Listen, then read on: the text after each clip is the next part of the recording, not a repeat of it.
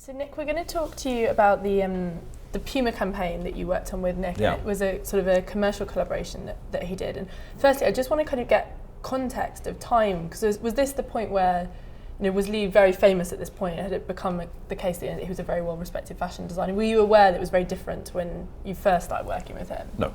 No. I think fame is such an abstract concept that even personally you're not aware of it. Yeah. I've never sought to be famous, and I've never want to be, or it's not part of anything I desire. And you can only really tell by other people's reaction. And so working closely with Lee on different projects, it was still the same guy I was working with, 4, 5, 6 years ago. Lee changed shape and clothes came and all that sort of thing. So you could see him appearing more in kind of papers, but I don't think there was any difference in him. He didn't become a different person. It was still very much the same guy. But I think it's fame is such a sort of odd, abstract, meaningless concept. It's not something that you sort of. I don't think it's something that is of any benefit for us to sort of be aware of. You just do what you do. So it was never a fuel or a motivation. So no, he had perhaps a few more means at his disposal. Yeah. So Puma were funding it. Yeah. But it's sort of funny because we grew up together because I was older than him, but we sort of grew up creatively together. Yeah. So there were project after project which marked our sort of ongoing relationship and marked our sort of both of us going through our different lives. I wasn't only working with Lee McQueen.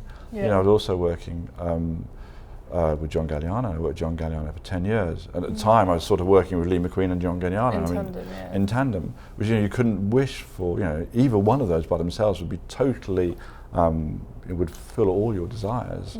As an image maker and as a person, you have that relationship, which is a close relationship with both of them. But with John, it was slightly different with Lee because John it was Dior, and it was about promoting and changing and showing a new brand.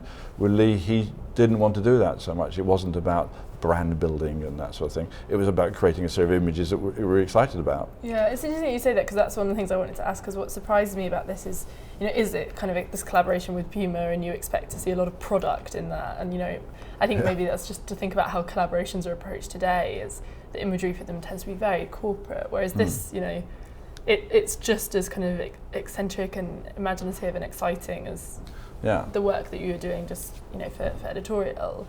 Yeah, well, I think there was with John and with Lee, there's two very different things. John was exciting because we were creating this sort of idea of Dior. So we were creating the world of the sort of contemporary Dior because it had been in a weird place for a long time. Yeah. So that was really super exciting. But with Lee, it was about creating these visions together, these dreams and these ideas, which are often as I said, sort of supported by magazines or the biennales or.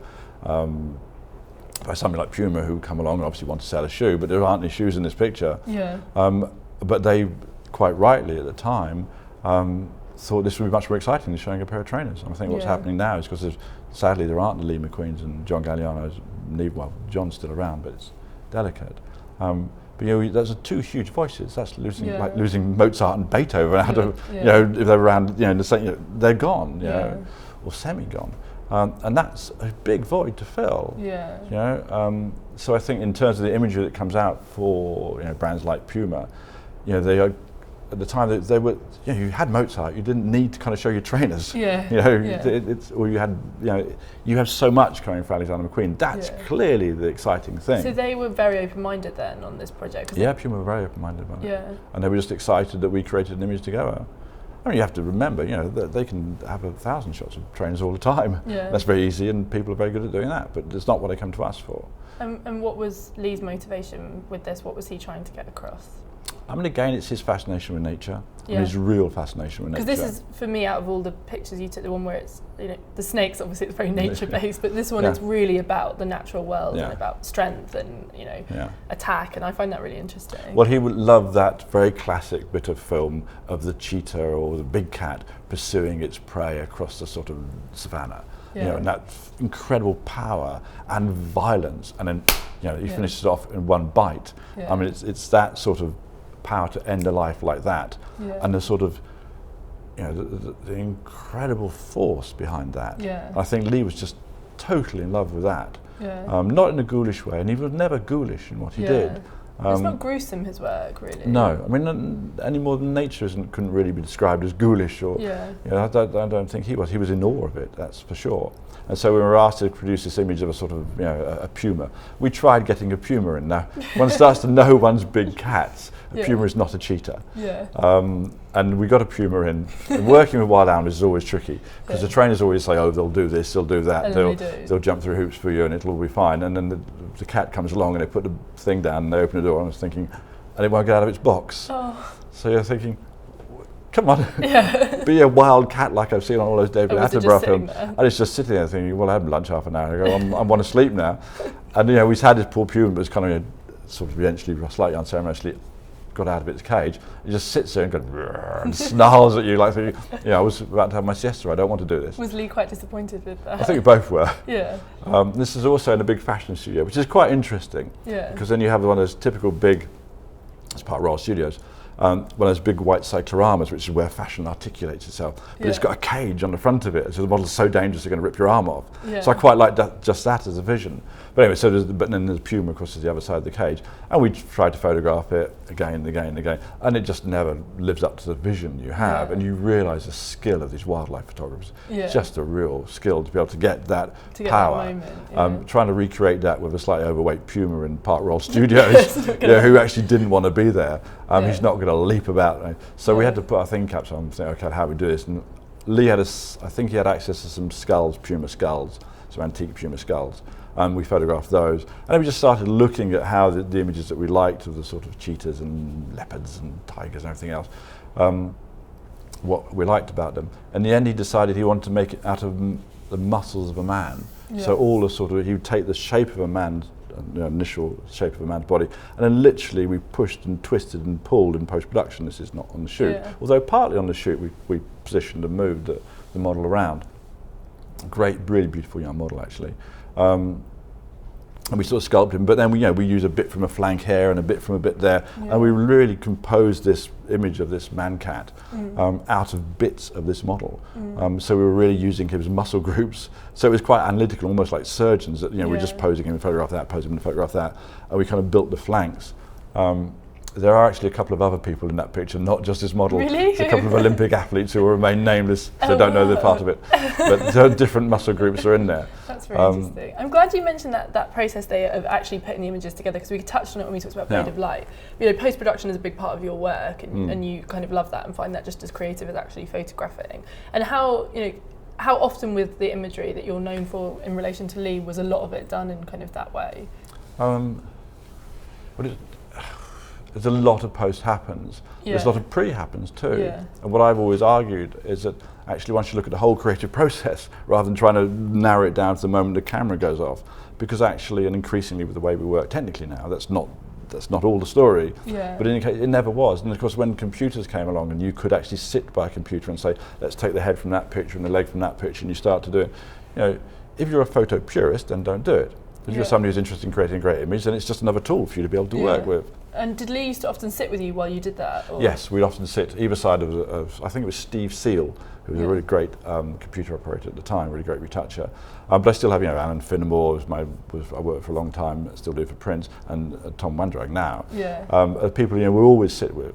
Who are like your sort of retouchers if you want, but they're people who can do what you ask them to do. So it's a bit like trying to paint a painting by telling somebody else how to do it. Which is sort of you need. You just want to grab the mouse sometimes. I never have that sort of feeling, but I do actually hold the Wacom pen or whatever it is, the pen you draw with. So I actually draw as well.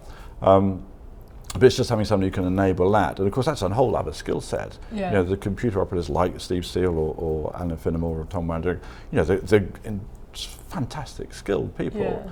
But Lee and I would sit either side of Steve Seal probably at the time, and then Lee would say, I want the knee a bit more that way, and Steve would push the knee more that way, and I'd say, no, we sculpt the calf more underneath it, and you'd kind of build it up like that. Actually, I think I'm right in saying that this was Alan Finnemore, not Steve Seal, who did this one. So I remember Lee coming down to Poland Street, which is where I was working with Alan. So it's probably all Alan Finnemore. This one was hard. Yeah, I can imagine. This was really hard because the body wasn't forming right. It's very hard to get a man's foot with all the slightly kind of ugliness of a man's foot and make it look like a sort of cheetah's paw, which is a sort of much longer affair. And it was very hard, and both Lee and I were slightly banging our heads against the wall with it. Yeah. And we sort of built out, the tail was one thing, it was up or down, and Lee said, actually no, I wanted it, he wanted it round originally, and I said no, it should be, now it looks like some sort of weird bone that's coming out of this man-cat's behind. Yeah. So odd, like an antler or something. Yeah. So they were difficult. It's difficult to create an image like that where you're, and also Lee he wasn't so accessible at the time. He's working on different collections and things, so we sort of do spasmodic things, and I do things in between time and send them to me in an email back, and that sort of relationship isn't as easy as just sitting one to one. Yeah. And I remember this one being really quite tricky. There was a lot of meetings. Did he ever get, because people talk about it who work with him all the time, that and you kind of touched on it when you talked about how he'd kind of get bored easily and his brain would be ahead of everyone's, and people talk about the physical way he worked, and, when he was cutting or draping or working on the body. Did you ever sense that he was frustrated in something like with an image? Because I guess there was nothing he physically could do. Was there ever the tension? No, actually not. I didn't have those difficult moments with him. Yeah. I didn't sense that. I think he also enjoyed not being in his office, not having to do whatever he was doing. It's a bit of a break for him, so he sits in another nice office somewhere else. Yeah. We work on the images we like doing, so I think he really enjoyed it. I didn't sense, although there's a frustration for him that he could see the image very quickly in many ways. There's a sort of frustration of people catching up, but he didn't seem aggressive or violent or whatever. He's never violent, but he didn't seem aggressive. He didn't sense that sort of bad temperedness that I saw elsewhere around him. Where he couldn't get things done. But I think he enjoyed the process of doing it and the discovery you could do. Because of course this is new technology at the time. Yeah. It's very. And he was very open to technology, wasn't he? That's something. Yes, very open to technology. He wanted things to be beautiful. He didn't like things to be. He didn't like things to be sort of halfway there. I mean, it's strangely a little bit like Kanye West, so I've worked with a lot. They're actually quite similar in lots of ways. Kanye definitely wants things there, and he has that very rapid understanding of situation, and he's very definite about what Kanye wants. And Lee was very definite about what he wanted. In a way, there was, not in every aspect, but in some ways they were very similar human beings, or are very similar human beings. Yeah. So I didn't sense the sort of difficultness that I'd seen elsewhere in frustration. So I think he enjoyed that part of the process. I was going to go on to say is you have to remember this is back in early 2000s, mid 90s, when this is all brand new. This is like science fiction coming true. We're all used to the mobile phone that takes pictures now. We're all used to the kind of Adobe Photoshop. We all know what that means. But at the time, it was absolutely new. It was sort of gobsmacking. You sit in front of these huge high-definition screens, and it's incredible. Then you move an image around like it's wet paint. You've never seen that before. So that was for Lee and for myself, that was a moment of sort of excited discovery. Yeah. Do you think he saw imagery slightly as a kind of form of escapism ever? I think he probably, at times where he was having a hard time in the office, enjoyed not having to answer those questions or to be asked to make those decisions or those sorts of things. Yeah. So yes, and I think he wanted to make imagery in the same way that I do, to create visions you can't see. Yeah, that's a nice way of putting it. Thanks, Nick.